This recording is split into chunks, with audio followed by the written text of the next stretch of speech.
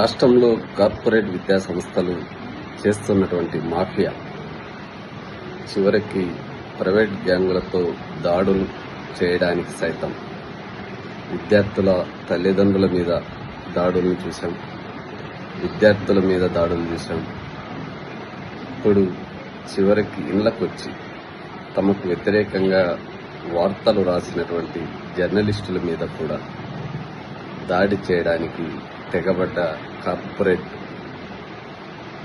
వారి అనుబంధంగా పనిచేస్తున్నటువంటి ఎలాంటి నైతికత లేనటువంటి వ్యక్తుల చేతిలో విద్య వ్యాపారం చేయడం వల్ల జరుగుతున్న పరిణామాలకు ఇదొక ఉదాహరణ. ఈ కార్పొరేట్ గద్దలకు ప్రభుత్వం గులాంగిరి చేస్తూ ఉంది. అధికారులు ఆ ప్రైవేట్ కార్పొరేట్ యాజమాన్యాలకు సలాం కొడుతూ వారి యొక్క విధులను ఏమాత్రం బాధ్యతాయుతంగా నిర్వహించకపోవడం వల్ల ఇలాంటి పరిణామాలు రోజు రోజుకి, ముఖ్యంగా అనంతపూర్ జిల్లా లాంటి అత్యంత చైతన్యవంతమైనటువంటి సమాజం ఉన్నటువంటి ఈ ప్రాంతంలో ఈ కార్పొరేట్ దళారులు, ఆ కార్పొరేట్ విద్యా సంస్థల్లో పనిచేస్తున్నటువంటి చదువుకున్న విజ్ఞత కలిగినటువంటి వ్యక్తులు చేయవలసినటువంటి పనులేనా ఇవి? నిజంగా మీరు పిల్లలకు విద్యాబుద్ధులు నేర్పడానికి వచ్చారా? ఆ సంస్థల పేరుతో వ్యాపారాన్ని చేస్తూ అనైతికమైనటువంటి పనులు చేయడానికి మీరు ఏదైతే నీతి గురించి, నిజాయితీ గురించి, విలువల గురించి బోధించేటువంటి అధ్యాపకులే ఇలా సమాజానికి ఒక మూలస్తంభమైనటువంటి జర్నలిజం, ఆ జర్నలిజం వృత్తిలో ఉన్నటువంటి వ్యక్తుల ఇళ్లకు వెళ్లి దాడులు చేయడం అనేది మీ అనైతికతకు, మీరు చదువుకున్న చదువుకు ఏమాత్రం విలువ అనేది ఇక్కడ లేదు అని స్పష్టంగా కనిపిస్తూ ఉంది.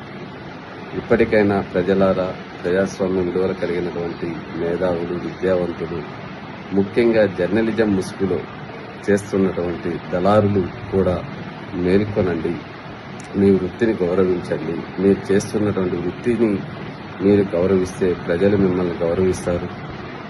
మీరు కూడా కాసులకు కకృతి పడి కమిషన్ల కోసం ఇలాంటి పనులు చేస్తే ఇలాంటి పరిస్థితులు జరుగుతూ ఉంటాయి.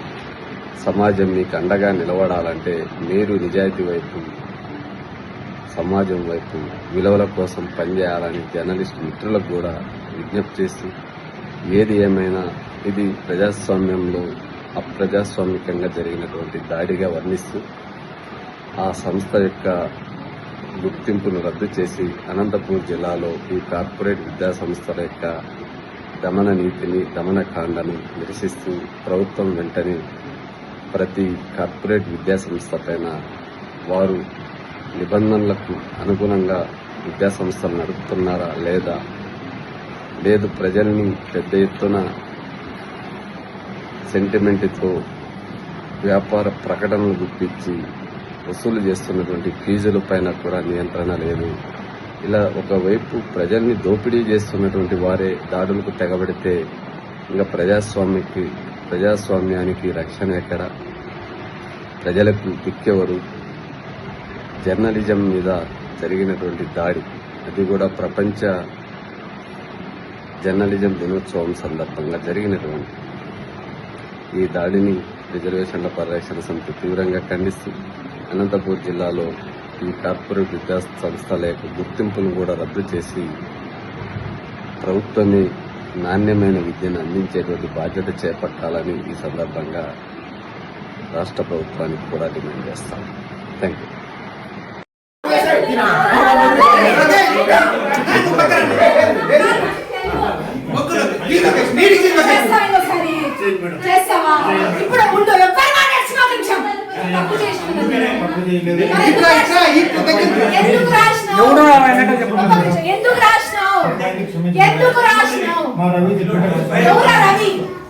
క్షమించి మేడం.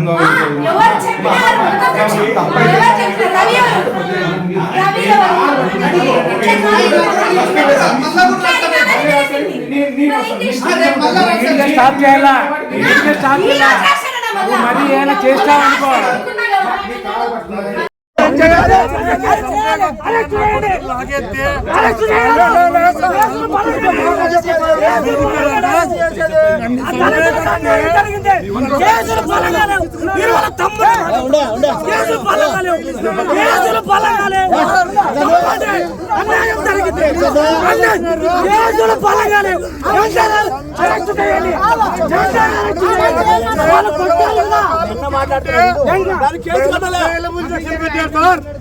అన్యాయం డబ్బులు నాకు ఒక న్యాయం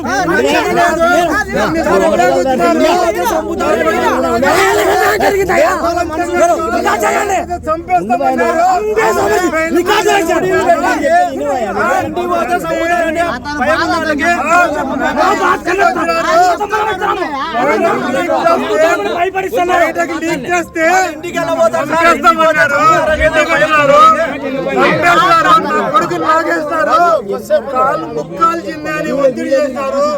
మొత్తం 10 మంది కలిసి షూటింగ్ తీసుకున్నారు. అయినా ఈ రోజు బెయిలబుల్ సెక్షన్లు పెట్టినారు సార్. నా కొడుకుని లాగేస్తున్నారు సార్. 6 ఏళ్ళు సార్ దత్తగా తీసుకున్నారు సార్. నాకు పిల్లలు లేకపోతే వాడు నేనంటే ప్రాణము కానీ వెళ్ళి ఈ రోజు బెయిలబుల్ సెక్షన్ పెట్టారు సార్. చూడండి